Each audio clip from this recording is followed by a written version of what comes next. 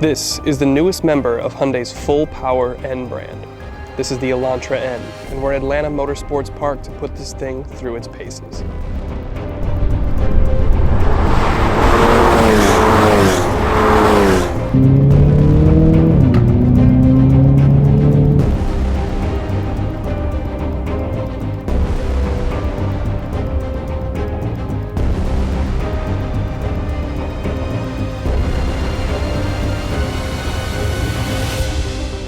This is the brand new 2022 Hyundai Elantra N. It's the newest N car, and I think it might be the best. Namely because, well, it's got more than 3 doors, unlike the Veloster N, and you can get it in a stick, unlike the Kona N that we're also testing here in Atlanta this week. Now, just because it has more than 3 doors doesn't mean it's completely uncompromising. But before that, let's start where we always do, under the skin. I'm gonna sound a little bit like a broken record, but under the hood here we have the same 2-liter turbocharged 4-cylinder that you have in every N car. It's good for 276 horsepower and 289 pound-feet of torque. But it's not even the full story. Those are the max power figures for manual equipped cars. Cars equipped with the DCT get NGS, N Grin Shift, which is good for an extra 10 horsepower, but it comes with a catch. You only get that extra power for a few moments, and then you have to wait until the system recharges itself, so it really is intended almost as something like a DRS in Formula One. Now me personally, I'll gladly leave that extra 10 horsepower to go for the 3-pedal manual transmission. The engine itself doesn't seem to need that extra 10 horsepower. I mean, it's a perfectly punchy engine. It's got plenty of power, lots of pep, real good low-down torque, 1500 RPM is where you get your peak torque figure. It stays flat at the top, and then when you're hitting on it, it'll rev all the way up to just under 7,000 RPM, and you've got power all the way up there.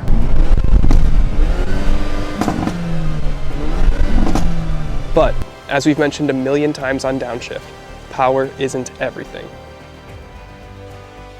Now I know I'll generally always prefer the manual transmission, especially in a car like this. To get the most out of it, to get the full experience, I feel like you really should get the manual. However, that's not to disparage the DCT, the automatic transmission option in any capacity. That is still a great gearbox. There's a lot of drama, a lot of theater. It snaps shifts, it's quick, it's crisp, it's sharp, the programming is fantastic, and if you can't drive stick or don't want to drive stick or drive a lot in traffic, the dual clutch it's a great option. Especially when you consider the sounds that fly off this thing. The crackles on downshifts, sharp and aggressive upshifts, and when you lift off the throttle, the car will make all sorts of noises to make your inner 8-year-old sing.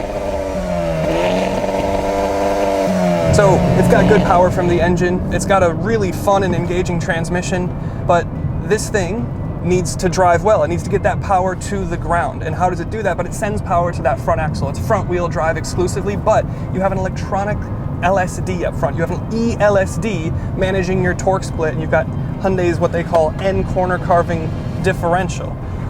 And it's pretty good. This thing bites in, and I never feel like I'm wasting traction or torque or power in any way.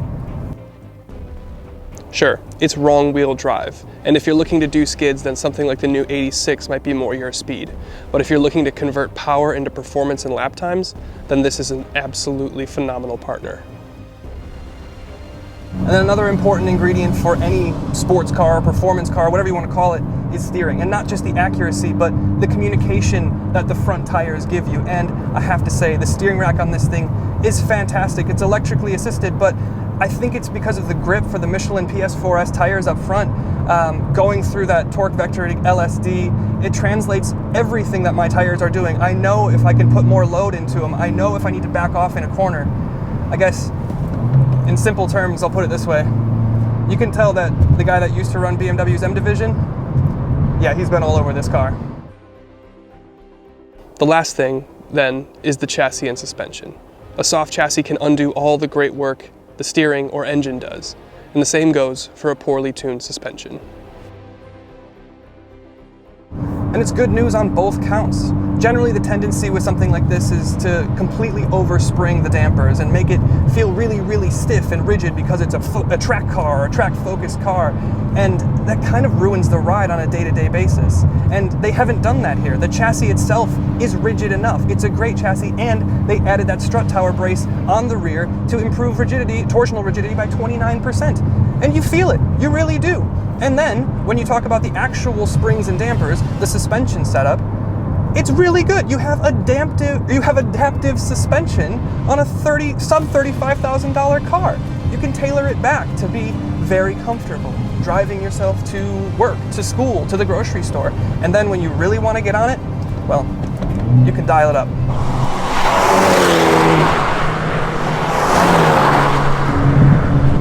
Man, this thing is a blast.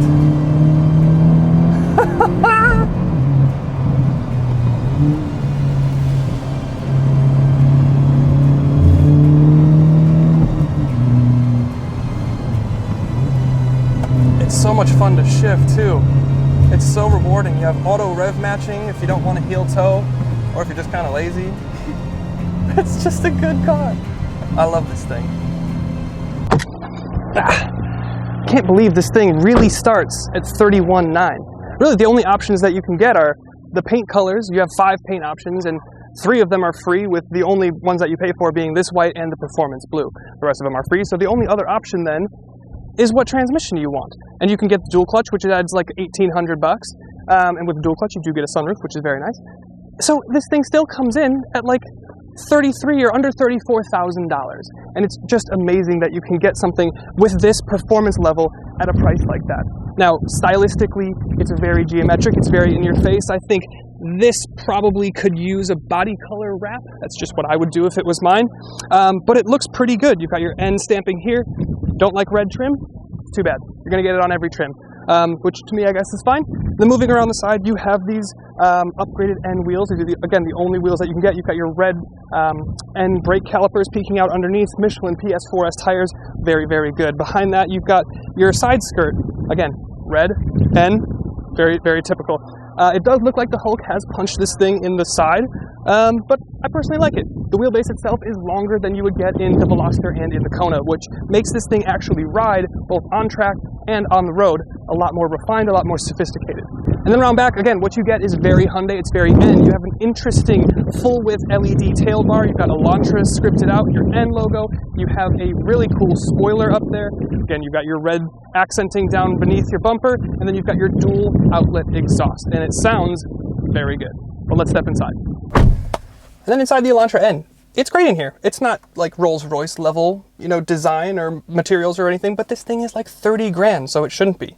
The design is fitting of the personality. It's very cockpit driver oriented, but you have your typical differentiation and different fabrics and materials in here. It's pretty decent.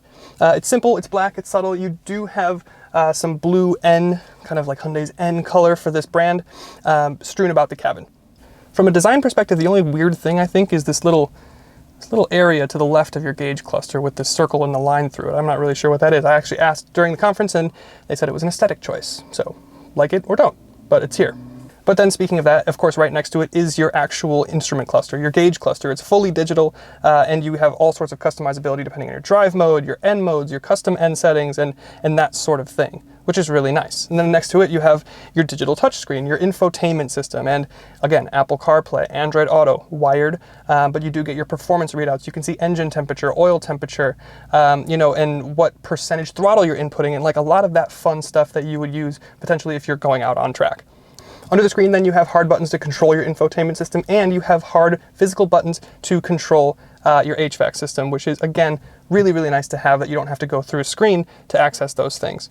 Then you have your actual shifter. In the manual, you will have a manual that doesn't light up, but it is a nice and engaging and notchy shifter. Of course, you've got your drive modes in front of that, and you've got a button for your parking cameras. And then in front of that, you have some hidden charging options. You've got USB, two USBs, excuse me, a 12 volt, as well as a wireless charging pad. The steering wheel itself is the same as it is in the Kona and the Veloster. You've got your two custom N buttons that you can program for you and your partner, or if you're feeling zippy one day, or if you're wanting to relax a little bit more. And then since I'm in the manual here, I just have a rev button, where if this was a DCT car, you would have that NGS button, that overboost function. But you don't get a flat bottom, but it's nice and leather wrapped, and you have that blue stitching and an N logo at the bottom of your wheel. The seats themselves, they're comfy, they're very bolstered though, and the seats light up, which I think is incredibly cool and just kind of like a fun little tidbit. They are manual, but this is, again, like a $30,000 car-ish. And the interesting thing is, if you get a manual equipped car, you will not get a sunroof. If you get the DCT, you can get a sunroof in this thing, and you can't even get a sunroof in the Elantra, or the Kona N. So that's kind of nice. And then in terms of the rear seats, they are bigger than the Veloster N, and they're actually bigger than the Kona N. You have decent space back there. And if you had a sunroof, it would kind of break up and bring in more light for this black interior, making it feel quite a bit bigger, especially because if you're going to be sacrificing that cargo space with that strut bracing, you'll have, you know, a bigger back seat to actually put people. And then speaking of the trunk, it's big. It's big enough. It's about 5 cubic feet smaller than the Kona N, but it's plenty big for basically a normal sedan of this size. You do have that strut tower bracing to firm up the chassis that we talked about. That's that red bracing, adds another 25 or 29% torsional rigidity. It's very good, and that's why it's there. But you will, okay, so the bracing doesn't actually impede in terms of cargo volume, because the seats do still fold, but it's like if you want to put in something like a big TV or something like that, you just have to be conscious that you won't be able to put larger, bulkier items up through past the rear seats. But with that, let's talk about the final thoughts. So there it is, the new Elantra N. The charm of this car is the theater that you get. A GTI might be nicer on the inside, and a WRX has all-wheel drive. But when it comes to the drama and enjoyment of the car, there's just something about these N cars that have so much character.